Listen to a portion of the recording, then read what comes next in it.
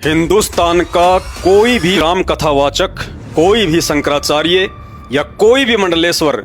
शास्त्रों से यह साबित नहीं कर सकता है कि दशरथ पुत्र श्री रामचंद्र जी ही वो परमात्मा है जो परमात्मा अनादिकाल से सृष्टि चला रहा है। कोई भी राम कथावाचक चारों वेद और गीता जी से यह साबित नहीं कर सकता है कि दशरथ पुत्र श्री रामचंद्र जी की पूजा पाठ करनी चाहिए। मैं दावे के साथ चैलेंज करता हूं और 1,00,000 रुपए नगद इनाम की घोषणा भी करता हूं, यदि अपने आप को सनातनी संत महात्मा कहने वाला कोई भी व्यक्ति ये साबित कर दे कि चारों वेद और गीता जी में दशरथ पुत्र श्री रामचंद्र का नाम तक भी लिखा हुआ हो, या राम राम, जय श्री राम, जय सिया राम, सीताराम, दशरथ पुत्र श्री रामचंद्र जी के जपने का मंत्र हो। वीडियो को अंत तक देखने की प्रार्थना अवश्य करूंगा और ये भी कहूंगा कि यह वीडियो उतना लंबा नहीं है जितना लंबा दुख आने वाले युग परिवर्तन के समय में इस वीडियो को ना देखकर आधे अधूरे भगवानों की भक्ति करते रहने के चलते आप जी भोगने वाले हैं। मैं आपके अंदर एक चेतना जागृत करना चाहता हूं कि जिस तरह गणित की पुस्तकों को पढ़े बिना आप एक गणितज्ञ नहीं बन सकते,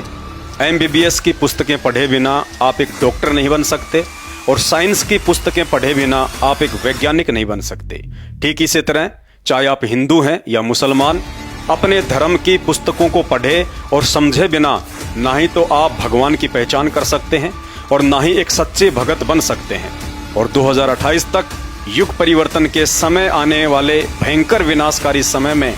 दुनिया को सिर्फ भक्ति ही बचा सकती है और कोई सहारा नहीं है।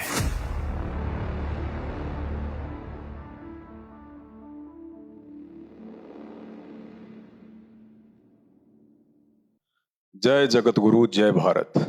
सभी सनातनी धर्म गुरुओं को परम पूज्य जगत गुरु संत श्रोमणी सतगुरु रामपाल जी परमेश्वर जी के चरणों की धूल मुझ पवन दास की तरफ से सादर प्रणाम।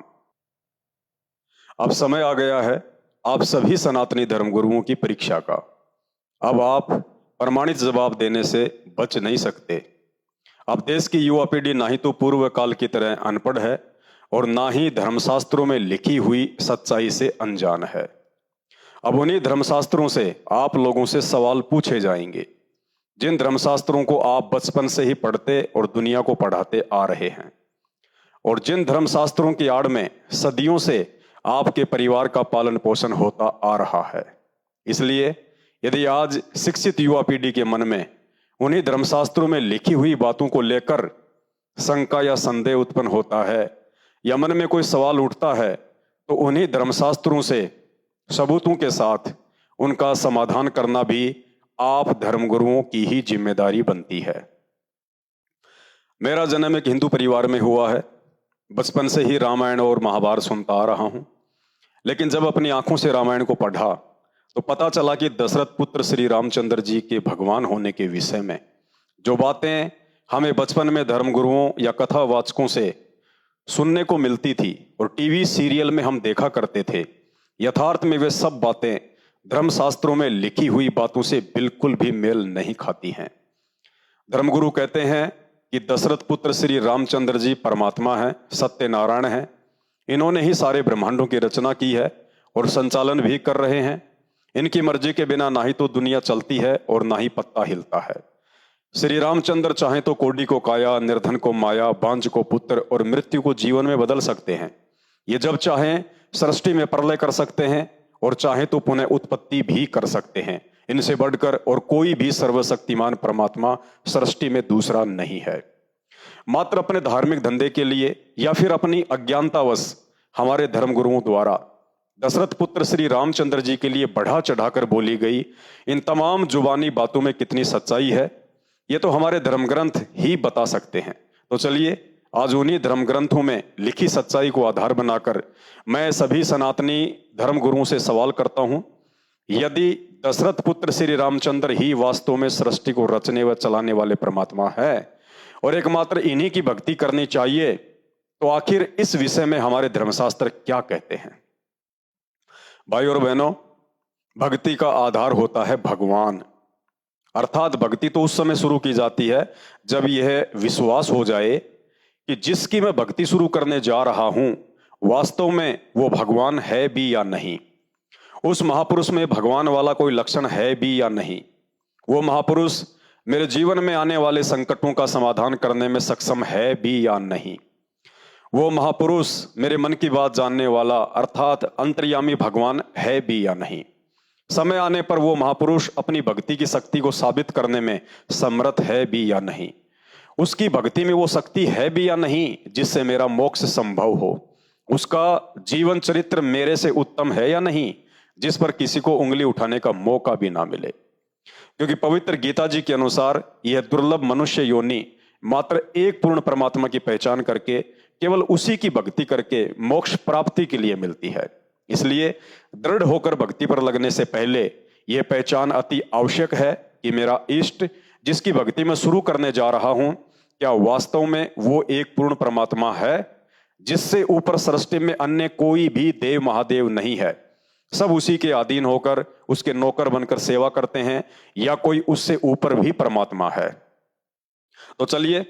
ये सब जानने के लिए सबसे पहले हमें भगवान की परिभाषा से परिचित होना पड़ेगा कि भगवान किसे कहते हैं, और साथ ही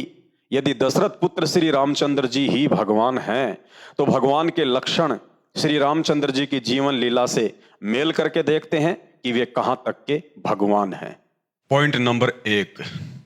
शास्त्र प्रमाण देते हैं कि दशरथ पुत्र श्री रामचंद्र जी विष्णु जी के अवतार थे, जबकि श्री मददेवी भागवत पुराण गीता प्रेस गोरखपुर से प्रकाशित कोड नंबर 1133 पहला स्कंद पेज नंबर 27 में